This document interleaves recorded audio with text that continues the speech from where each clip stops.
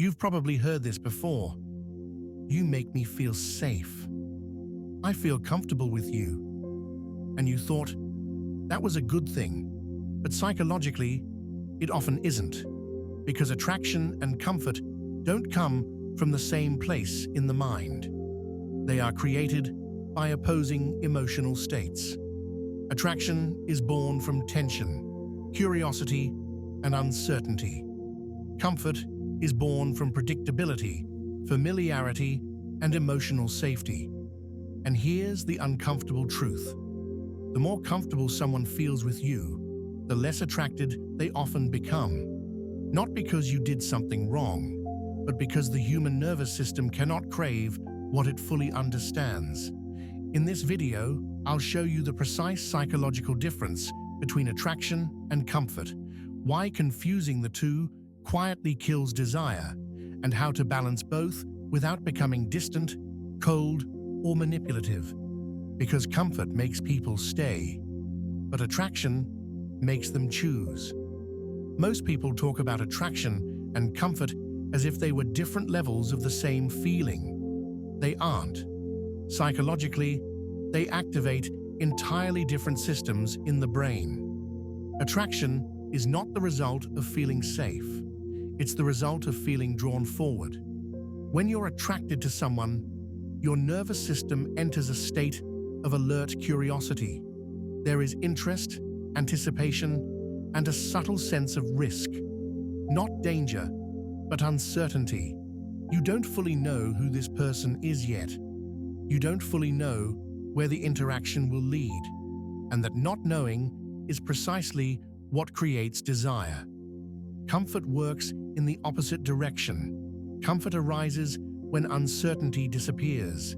It's the emotional state of I understand you now. I know what to expect from you. I don't need to stay alert anymore. Neurologically, comfort calms the system. Attraction activates it. This is why comfort feels soothing, but rarely exciting. And this is where people make their first critical mistake. They try to replace attraction with comfort, believing that safety will eventually turn into desire. But the brain doesn't work that way. Desire requires openness to loss. Comfort exists to eliminate it. Attraction pulls your attention outward, toward possibility. Comfort pulls your attention inward, towards stability. Both are human needs, but they are not interchangeable. And the moment you treat comfort as a substitute for attraction, you begin trading desire for security, often without realizing it. Attraction and comfort don't just feel different. They require opposing settings in the nervous system. Your brain is constantly asking one fundamental question. Am I exploring or am I resting? Attraction belongs to exploration. When you're attracted to someone, your attention sharpens. You notice small details. You read between the lines. You stay mentally present. This happens because attraction activates dopamine-driven circuits, the same systems involved in curiosity, pursuit, and motivation. Comfort does the opposite. Comfort tells the brain, you can relax now. Predictability increases. Surprise disappears. The nervous system downshifts. This is why people often say things like, I don't feel the spark anymore, or it feels calm, but something is missing. What's missing isn't love. What's missing is tension. And here's the critical point most people never hear. The brain cannot crave what it no longer has to monitor. Once someone becomes fully predictable, once emotional outcomes feel guaranteed, the system stops investing energy. Not because the person lost value, but because uncertainty vanished. This is also why reassurance feels good in the moment, but slowly erodes desire over time. Each time you remove uncertainty, you remove a small amount of psychological charge. Attraction thrives on open loops.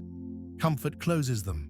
And the more loops you close, the calmer the connection becomes, and the less magnetism remains.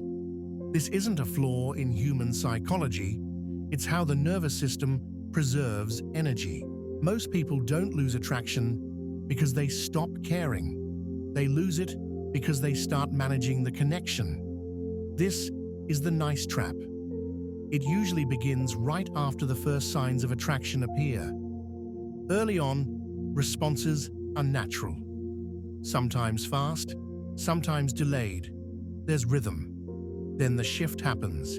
You start replying instantly, every time. Even when you're busy, even when you don't have much to say. You think, I don't want her to feel ignored. So you send follow-ups, clarifications, little emotional check-ins. What she experiences isn't care, it's emotional predictability. There's no space left to wonder, no silence to lean into, no question of where you stand. The tension quietly dissolves. On the first few dates, you're relaxed, present. You let moments breathe. Then you start trying to be the perfect option. You plan everything. You adjust to her schedule. You avoid disagreeing, even playfully. You laugh when you don't really find it funny. You soften opinions that might create friction. You think, I just don't want to ruin the vibe. But attraction doesn't grow from smoothness alone. It grows from contrast, from two people with their own gravity. When you remove friction entirely, you also remove charge. Picture this. She pulls back slightly, replies slower, seems distracted. Instead of letting the space exist, you close it immediately. You say, I just want you to know I'm really into you. I don't want you to feel pressured. Tell me if something's wrong. You mean well. But what you're really doing is trying to stabilize uncertainty. And uncertainty is exactly what attraction feeds on. Each reassurance feels calming, but each one also lowers emotional voltage. Over time, you become emotionally available on demand. You're always there, always supportive, always understanding. You cancel plans if she's stressed. You rearrange your life to be accessible. And one day, she says something like, "You're amazing. I just don't feel that spark anymore." Nothing dramatic happened. No betrayal. No fight. Just a slow conversion of desire into comfort. Because when one person collapses into the relationship stops pulling. The nice trap isn't about kindness. It's about trying to secure attraction instead of allowing it. You try to lock it in with availability, with reassurance, with emotional caretaking. But attraction doesn't respond to safety alone. It responds to presence without pursuit, to interest without collapse. And the moment you try to eliminate all risk of loss, you eliminate the very thing that made you desirable in the first place. One of the biggest psychological traps in relationships is mistaking relief for love. Comfort feels powerful because it changes how the body feels. When someone is consistently kind, available, and emotionally predictable, the nervous system relaxes, heart rate slows, guard drops, anxiety fades, and the mind labels this feeling as connection. But what you're often feeling isn't desire, it's emotional relief. Relief feels good because it removes tension, because it tells the body, you're safe here. And safety is essential for long-term bonding. But safety alone doesn't create attraction. Desire doesn't come from the absence of tension. It comes from the presence of aliveness. This is why people can feel deeply attached to someone and yet feel no pull toward them. They don't want to lose the person, but they also don't crave them. Comfort mimics love because it stabilizes the emotional environment. But love, psychologically speaking, is not just stability. It's engagement, it's curiosity, it's admiration. It's the sense that the other person is still unfolding. The moment someone becomes emotionally complete in your mind, fully known, fully predictable, desire has nowhere left to go. This is why relationships often feel safest right before attraction fades. Not because love died, but because tension did. And tension is the carrier of desire. Here's the paradox most people never resolve. You need comfort to stay, but you need attraction to want. Confusing the two leads to relationships that feel secure and quietly lifeless. Most people think tension is something to get rid of. They associate it with conflict, instability, or emotional danger. But psychologically, tension is not the enemy of attraction. It is its carrier. Tension is what keeps the nervous system engaged. It's the subtle sense that something is still unfolding, that the other person is not fully contained, that there is more to discover. Without tension, attraction doesn't collapse dramatically. It simply goes dormant. Healthy attraction always includes a small amount of emotional distance, not coldness, not withdrawal, but independence. When someone has their own direction, their own gravity, they introduce contrast into the connection. And contrast creates charge. This is why emotional independence is so magnetic. Not because it withholds love, but because it preserves separateness. Attraction requires two centers of energy. The moment one person dissolves into the other, tension disappears. And without tension, desire has nothing to move toward. This is also why selective vulnerability is more powerful than constant emotional openness. When everything is shared immediately, nothing carries weight. When vulnerability is paced, it creates depth instead of saturation. Tension isn't created by games, it's created by self-containment, by not over-explaining, by allowing silence, by not rushing to smooth every emotional ripple. This doesn't push people away. It gives the connection room to breathe. Attraction thrives where presence meets restraint, where interest exists without urgency. And the paradox is this: the people who can tolerate tension are the same people who are experienced as most secure, because they don't need to eliminate uncertainty to feel okay. They can let desire do its work. Attraction rarely disappears all at once. It erodes, quietly, gradually, almost politely. In the beginning, everything feels alive. There are pauses in conversation, moments of uncertainty. You don't fully know where you stand, and that not knowing keeps attention sharp. But over time, something subtle changes.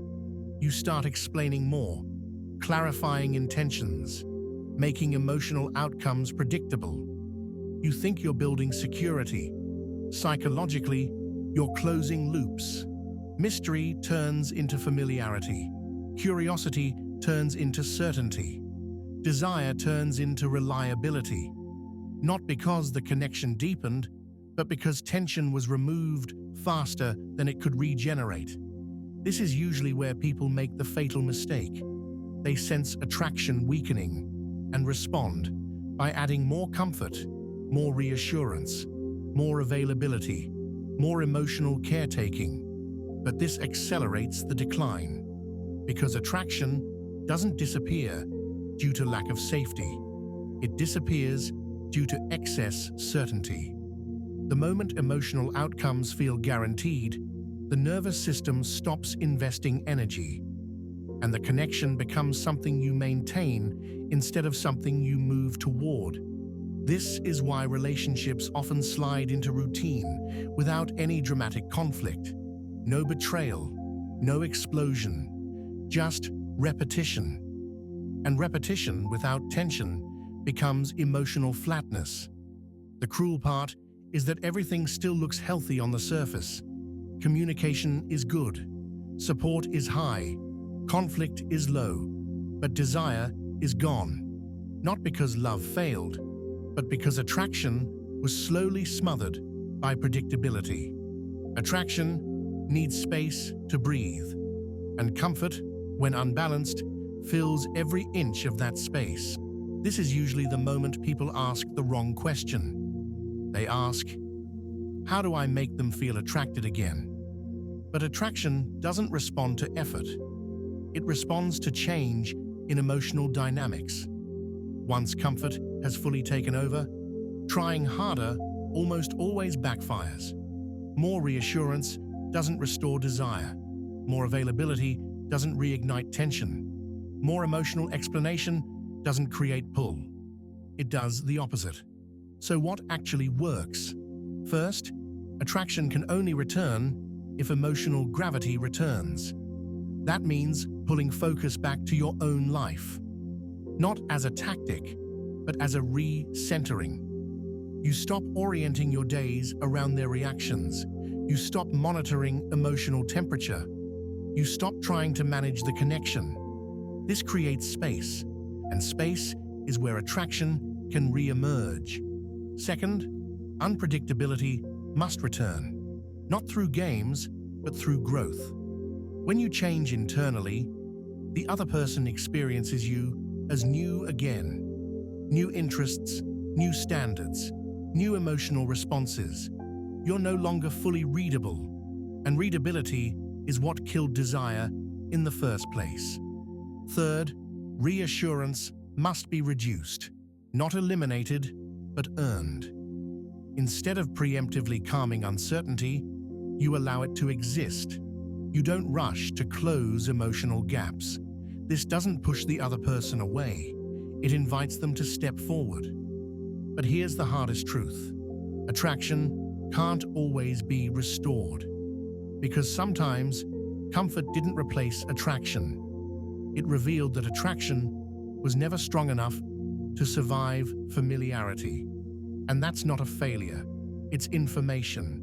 The goal isn't to force desire back. The goal is to become someone whose presence naturally generates tension and curiosity without needing to perform for it. When that happens, attraction doesn't need to be chased. It either returns, or you outgrow the relationship that no longer responds to who you've become. Attraction and comfort are not enemies. They only become destructive when one is used to replace the other. Mature connection isn't built by choosing between tension and safety. It's built by allowing them to alternate. Attraction thrives in moments of distance. Comfort thrives in moments of presence.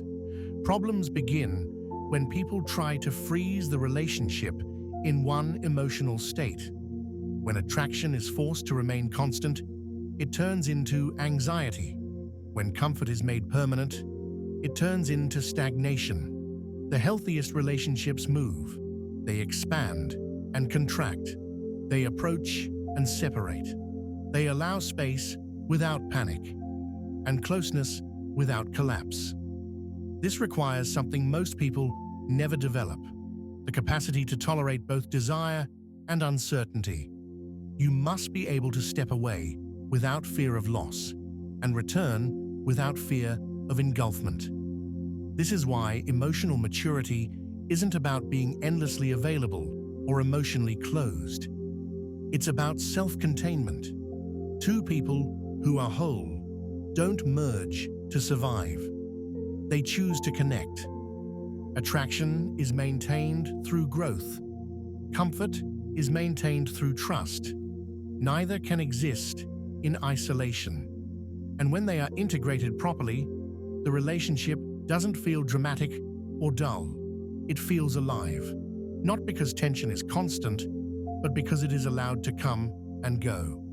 That is the difference between a connection that merely lasts and one that continues to be chosen. Attraction doesn't disappear because people stop caring. It disappears because they stop allowing tension to exist.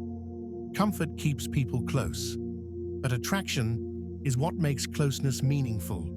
When you trade uncertainty for reassurance, you may gain stability, but you often lose desire. The goal was never to be safe to love. The goal was to be alive enough to be chosen. Comfort makes people stay. Attraction makes them choose.